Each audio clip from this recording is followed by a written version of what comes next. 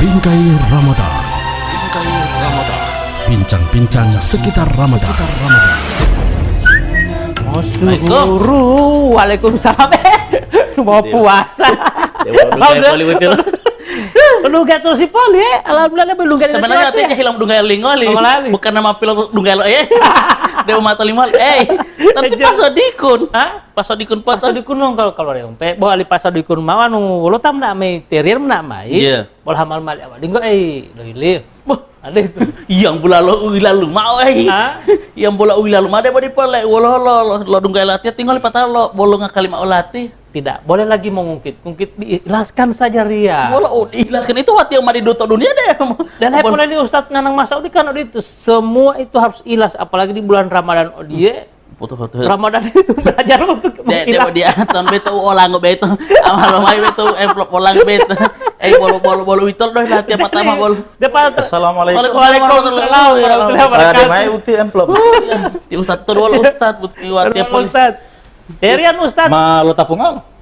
Di polo tapola wala Ustadz. Manguluhi naon atau dalalu. Nila entikan betiak doi utila lalu hil lati ya lu dengar melipa Ustadz Robi.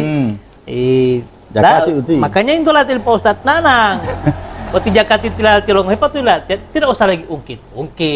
Diikhlaskan saja bulan Ramadan itu. Mari dong kali uti mengamali. Belajar ikhlas itu dari bulan Ramadan itu Pak Ustadz Nanang. Ulati Pak Ustadz bongkari mai latih wal uta dalam Ano bet uta dalam ya. Amula dia ocapuli. Malah malah pas di kunut. Ilegal uti. Ilegal Ustadz. Sebenarnya ini perbuatan baik, tapi sudah dengan cara ilegal, maka ini sama dengan mencampur adukan yang hak dengan batil. Oh, tidak boleh latih itu Ustaz. Tidak boleh dilarang. Oh, watia maile petate. Walau mari dah gangat. Nah, jadi misalnya ikhlas itu ya, kalau kita coba ibaratkan, dia ibarat ruh terhadap sebuah jasad. Jadi kalau amal ada kaitologi itu. Amal tidak ada ikhlas, amal tidak ikhlas seperti jasad yang tidak punya ruh. Jadi ikhlas terhadap amal itu ibarat fondasi terhadap bangunan. Rapuh amal seperti itu. Jadi kalau terian tidak ikhlas, tidak ada pondasi amal. Jadi jadi silakan lepaskan saja apa yang sudah kita berikan. Ya, jadi ikhlas itu biasanya dalam situasi apa yang kita inginkan tidak kita capai. Apa yang kita miliki lepas dari kehidupan kita. Nah, 100.000 kita punya, 50 kita lepaskan. Ya, dari kepemilikan kita. Di situ biasanya diuji keikhlasan. Ya, seperti amal apa nih? Zakat ya. Zakat, sedekah. Depolohin Pak Sodikun Pak Ustadz. Berarti malah ganti tanggul lah tuh. Dia di pasar itu petugas lea. Mau berarti apa di gobut? Dia lah pemain pas adikun boy itu. Pas adikun perkara tadi. Makanya saya bilang kalau belajar ikhlas itu belajar Pak Ustadz. Oleh Pak Ustadz latih beti Ramadan itu mendidik orang menjadi jadi ikhlas. Nah, jadi kan ini tepat sekali kan di bulan puasa. Ya. Biasanya kan orang karena minim sekali pemahamannya. Jadi susah mengamalkan ikhlas itu. Padahal sebenarnya ikhlas itu harus dilandasi dengan al-fahmu dulu. Al-fahmu. Ya, banyak orang beramal di mana-mana selalu. Al-fahmu itu al-fahmu itu adalah kefahaman. Terhadap hakikat beramal. Pengotota. Biasanya hanya tahu beramal saja ya. Tapi hakikat beramal itu dia tidak pahami. Apa yang terjadi? Amalnya jadi tidak ikhlas. Astagfirullah. Bulan Ramadan ini, mari coba kita lihat hakikat bulan Ramadan. Ya, hakikat bulan Ramadan itu puasa yang kita laksanakan ini adalah ibadah yang begitu agung. Ya, jadi ada 5 rukun, mulai dari syahadat, sholat, zakat, puasa, haji. Ya, hampir semua ini rukun ini kalau dikerjakan dalam bentuk amalia, dia nampak oleh pandangan mata manusia. Orang sholat terlihat, ya. Orang mau zakat terlihat juga oleh orang, ya. Kemudian orang mau naik haji apalagi terlihat lagi. Mato televisi, mato WA, maboloti otutu. Karena mama teman dong foto mai. Perjalanan menuju. Jangankan itu, bahkan amalan yang selama ini orang anggap begitu luar biasa, begitu agung, yaitu jihad fisabilillah. juga masih sulit dilindungi dari amalan yang ikhlas itu. Ya tidak ikhlas itu. Jadi hampir semua amalan itu sulit sekali kita selamatkan. Ternyata ada satu amalan yang kita bisa belajar dari keikhlasan. Amalan apa itu? Yaitu puasa Ramadan. Jatala tiap abati puasa dia. Demikian juga sebaliknya, tiap saya ini puasa atau tidak, siapa yang tahu? Hanya saya dan Allah Subhanahu wa taala. Jadi subhanallah. Ya, betapa puasa ini kata Allah, ya. Di dalam sebuah hadis qudsi ya. Ya, jadi di kullu amali ibni Adam ya yudha'aful hasanatu asyru amsalihha ila 700 dhifin. Ibadah itu standar pemberian pahalanya ya. Setiap amalan anak-anak itu dia diganjar 10 kali lipat kebajikan. Ila 700 dhifin sampai dengan 700 kali lipat. Datang kan? Memang cikiron itu semua amalan. Ya. Ada satu amalan yang keluar standar pahala seperti ini. Keluar dari pakem 10 sampai 700 kali lipat. Ya. Amalan apa itu? Apa itu? Ya. Qala Allah azza wa jal illa shaum. Kecuali puasa. Ya. Fa innahu li, mereka berpuasa karena aku, wa ana ajzi bihi, dan aku yang akan membalasnya sendiri. Gitu. Iya, kalau masih dalam pakem 10 sampai 700 kali lipat, itu masih bisa dicatat malaikat. Tapi kalau Allah sendiri yang membalas, itu tidak tercatat lagi. Ya. Madidu mau tahu, Ustaz. Iya, yada'u syahwatahu wa ta'amahu min ajli. Mereka tinggalkan semua yang berhubungan dengan syahwat mereka, termasuk mereka meninggalkan makanan itu karena aku. Itu berat sekali perkara meninggalkan sesuatu itu murni karena Allah. Ya. Apalagi biasanya kan boleh Ustaz nana bukan nanti Ustaz nana masa di poliwolo tata lola alamnya tiap jabut itu ya Ustaz nana. Itu bukan hanya karena ti Ustaz. Pencitraan. Tapi ini karena biasa liyo tabia liyo ya, takbir tabia itu biasa-biasa.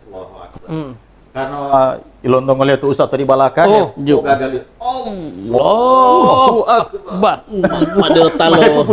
Jadi karena ada orang lain. Jadi terganggu dia karena ingin dilihat oleh orang.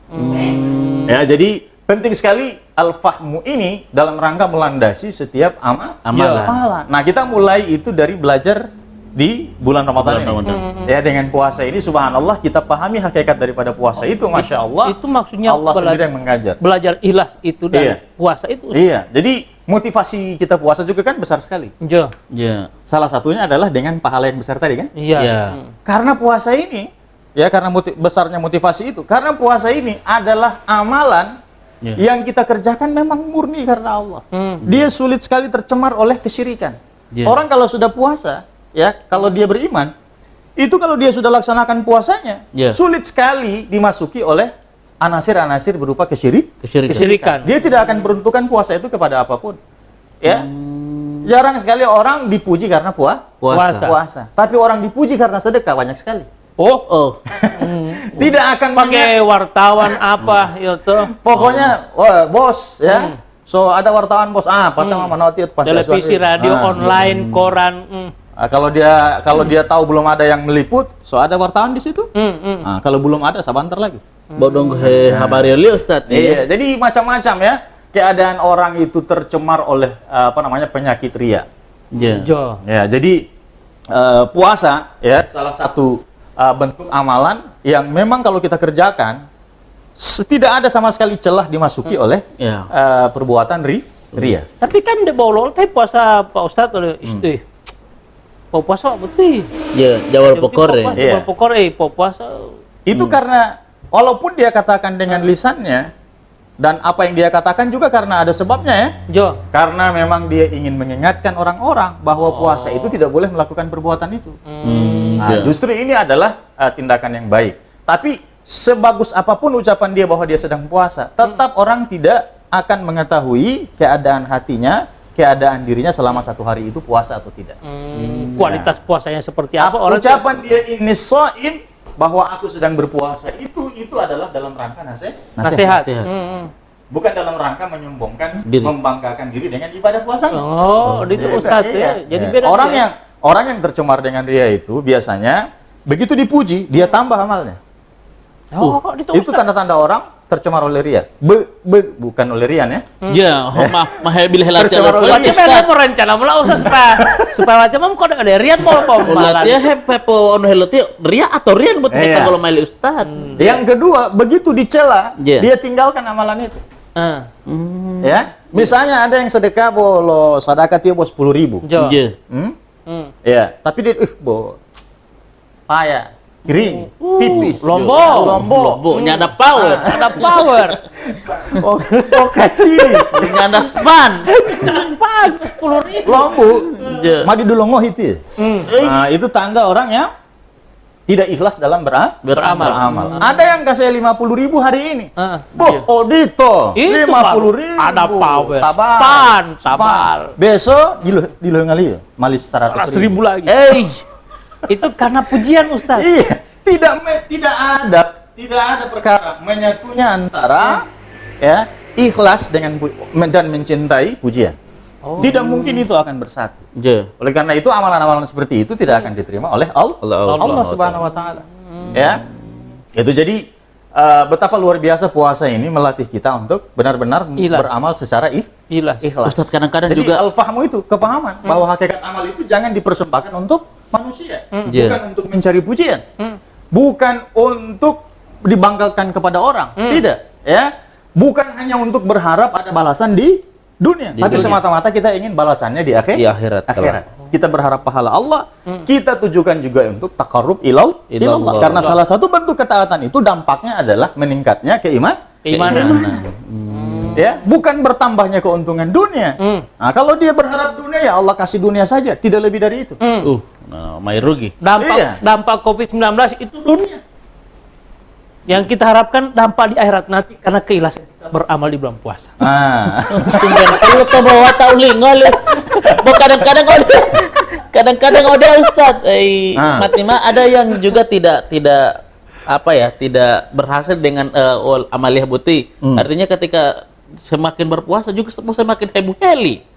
Kadang-kadang ini maksudnya semakin berpuasa semakin heboh heli tiwala. Maksudnya molo ya tetama ama debo ilo duhenga, pata bait mengakal tetap ilo duhenga. Pokoknya semua yang pasti ada abadi ngobuti Ustaz tuh, pata tuh dilatih. Pato ilio ngambil daripada hati nunggu jelas mah tua-tua tuh toli abadi ngobuti. Ini kan ini bergantung dari berbanding lurus dengan tingkat keimanan. Karena sesungguhnya rata-rata setiap perintah amalan itu ya langsung diperintah. Kalau perintah sholat, aqimis sholat. Ya, perintah zakat, tunaikan zakat. Ya, hajjul baiti man istata ilaihi sabila. Tapi puasa, coba lihat. Karena puasa ini ibadah agung, Allah mengawali dengan kalimat yang begitu mesra. Ya ayyuhalladzina amanu. Artinya apa? Orang-orang yang sudah Allah kasih iman ini. Kutiba alaikumussyam. Artinya apa? Ada orang-orang yang Allah sudah beri modal iman, Tapi iman itu mereka tidak kapitalisasi dalam bentuk wa amilus sholihat, Sehingga apa? Kurangnya amal soleh membuat iman ini tidak memberi dampak kualitas yang lebih baik. Sebenarnya semua kita ini kalau sudah diseru, kita sebagai orang Islam, kalau sudah diseru dengan ya ayyuhalladzina amanu, sudah dirayu dengan begitu rupa. Harusnya ini menjadi satu pemahaman penting bahwa Allah sudah memberi satu modal penting di dalam diri kita, yaitu keimanan. Modal ini kalau gagal dimanfaatkan, biasanya kan hanya kerugian yang kita dapat. Tapi ada orang yang tahu menggunakan modal iman. Ini sama dengan mengelola modal finansial ini. Kalau kita bagus mengelolanya dengan amal soleh, pasti dia berlipat ganda keuntungannya. Tapi orang yang imannya di 3 hari puasa sudah habis, sudah menipis, amal solehnya dia tidak kelola dengan baik, apa yang terjadi? Kebangkrutan. Yang terjadi adalah puasanya hanya diisi dengan berbagai perbuatan buruk. Bisalah atau tahu hanya menghina orang dan lain sebagainya. Jadi itu kalau dilihat dari sisi hatinya sebenarnya ini juga dia bukan lagi bicara dalam konteks keikhlasan tapi memang karena tidak adanya iman. Habisnya stok iman dia ketika hari keempatnya dia tidak ada modal berpuasa lagi. Stok iman juga bisa habis Ustaz. Bisa. Ya, ada orang yang memang imannya sama sekali dia lepas. Misalnya orang yang berbuat maksiat, itu kan imannya dia lepas. Maksiat Tidak mungkin orang mencuri yang masih mengenakan pakaian iman. Tidak dikatakan orang beriman kalau dia dalam perbuatan zina. Apalagi misalnya mati mau lo tak malah 3 hari seterusnya lo puasa. Ben puasa ketiga, keempat dia mau untuk nggak boleh atau di dulu nggak Ustaz. Kentucky. Terus mau makan. Mau atau di bawah. Rumah makan Kentucky. Jalung gong. Kentara di kaki. Kentara di kaki. ini stok keimanannya itu yang. Iya, jadi penting sekali ini kita pahami ya bahwa apa yang sebenarnya Allah anugerahkan kepada diri kita berupa keimanan tidak boleh hanya kita terima begitu saja. Ya, harus kita kelola ini dengan amal soleh. Sehingga itu penting sekali memprogramkan amalan-amalan penting di bulan Ramadan. Jadi ada hal yang sebenarnya Allah ingin lihat dari setiap amalan kita ya, termasuk puasa juga. Ya, jadi tidak dilihat lemah kita bagaimana dan sebagainya, rasa haus dan lapar kita. Ya, innallaha la yanzuru ila suwarikum wa amwalikum. Allah sesungguhnya tidak melihat pada tampilan kita seperti apa, bagaimana model puasa kita, pakaian yang kita bawa ketika sholat, yang kita pakai ketika sholat. Allah juga tidak melihat seberapa banyak amwal, harta-harta yang kita sedekahkan. Tidak dilihat di situ. Tidak dilihat menu sahurnya, tidak dilihat menu buka puasanya. Bukan di situ. Walakin yanzuru, tetapi sesungguhnya Allah itu melihat pada apa?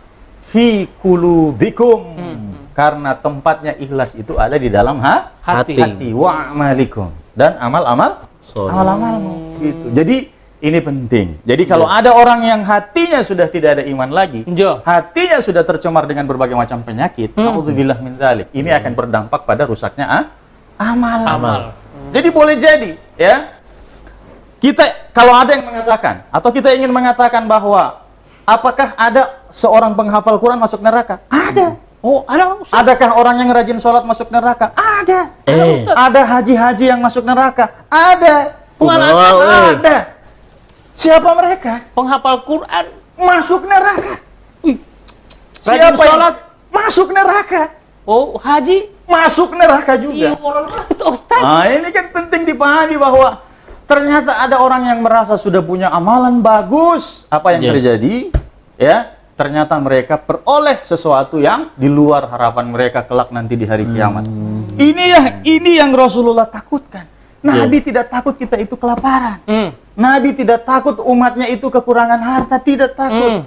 Ya, di dalam sebuah sabdanya Rasulullah SAW itu menyampaikan hal yang begitu penting. Ya. Inna akhwafa ma akhafu alaikum asyirkul asghar. Sesungguhnya yang aku takutkan di antara hal perkara yang aku takutkan pada kalian yang menimpa kalian, yaitu adalah kalian ditimpa oleh asyirkul asghar, yaitu syirik kecil. Syirik kecil apa itu syirik kecil? Ya, syirik kecil itu adalah perbuatan amalan-amalan yang diperintahkan dalam agama ini kita kerjakan bukan untuk Allah. Bukan untuk kami lo tahu. Ketika di hari kiamat orang-orang ini dihadapkan kepada Allah, apa yang terjadi? Ya, ditimbang satu persatu amalan mereka, mizan amalnya tidak bergerak.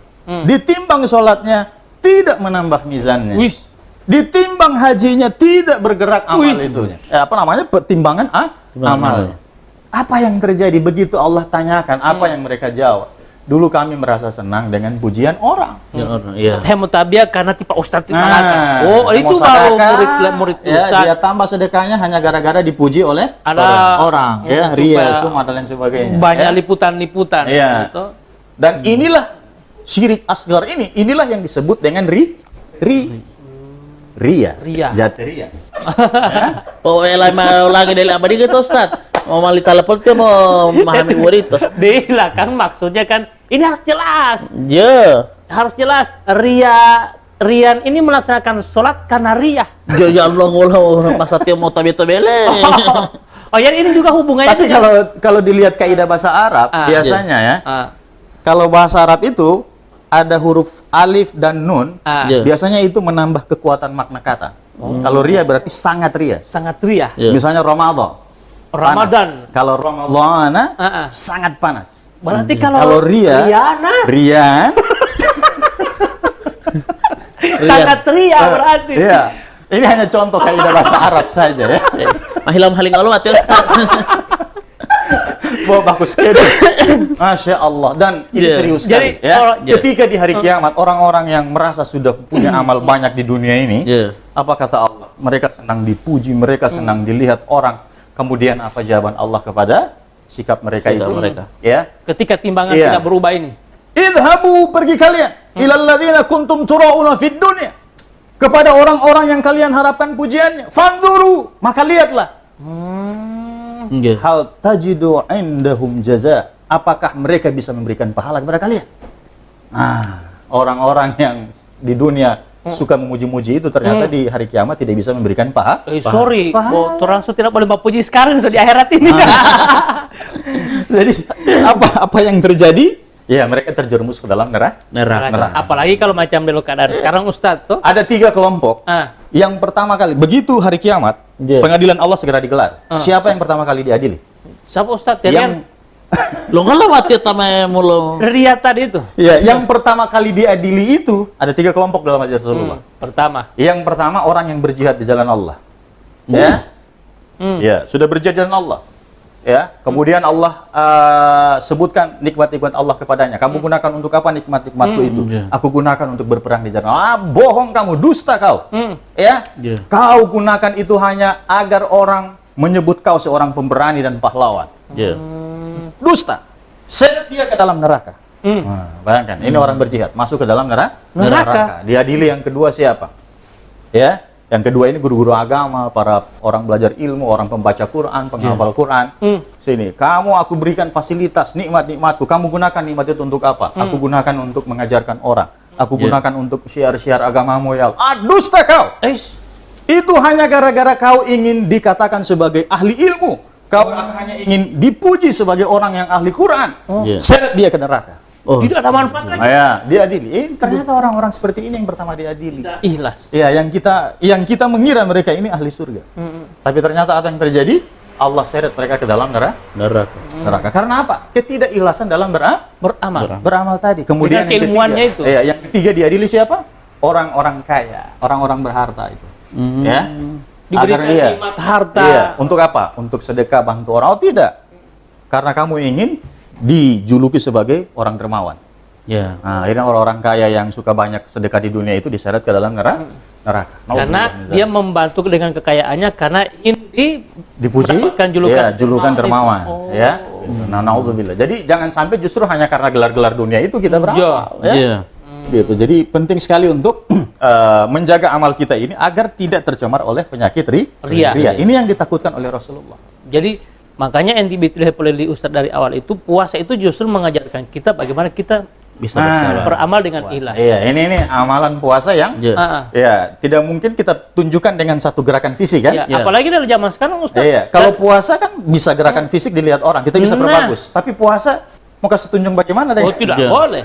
Kan dia untung akan pakai main pengumuman toh. Apalagi macam delo sekarang kan Pak Ustadz, sekarang kan lagi di COVID-19 ini kan. Nah, bagaimana di bulan Ramadan dengan suasana yang seperti ini diberikan himbauan, anjuran tetap di rumah, beribadah di rumah. Kita ikhlas menerima itu. Apalagi situasi seperti ini kan? Biasanya kan di masjid suka tercemar oleh ria kan? Nah, sekarang ini situasi seperti ini orang tunjukkan ria seperti apa? Justru kita tunjukkan ibadah seperti apa? Semuanya masing-masing di rumah. Karena di rumah itu lebih terjaga keikhlasan. Itulah kenapa Nabi sering menganjurkan kalau kamu sholat sunnah sebaiknya kerjakan di rumah. Nah, ini sholat wajib dan sunnah kerjakan di rumah. Nah, dalam rangka apa? Sebenarnya kan ini kan adalah bagian daripada tugas kemanusiaan kita juga. Kita sholat di rumah selain untuk Allah juga untuk kemanusiaan supaya orang tidak terjangkit virus. Makanya mengenai ikhlas ingin dia, ikhlaskan saja ria. Amplop male masuk ya sudah diikhlaskan. Jadi carilah rezeki yang lain untuk membayar zakat itu karena keutamaan amal itu. Amal ngolah oleh to alat tiang damang mempeh kan bola tep latihan to dalal. Jadi ikhlas itu bukan di kata-kata ya. Ini Ustaz. Letak ikhlas itu bukan di lisan. Letak ikhlas itu bukan pada tangan yang memberikan, tapi dia ada di balik hati. Jadi bahkan kita sendiri pun tidak mengetahui bahwa kita itu Ikhlas. Jadi sudah ikhlas Jadi ini. bagaimana caranya supaya ikhlas?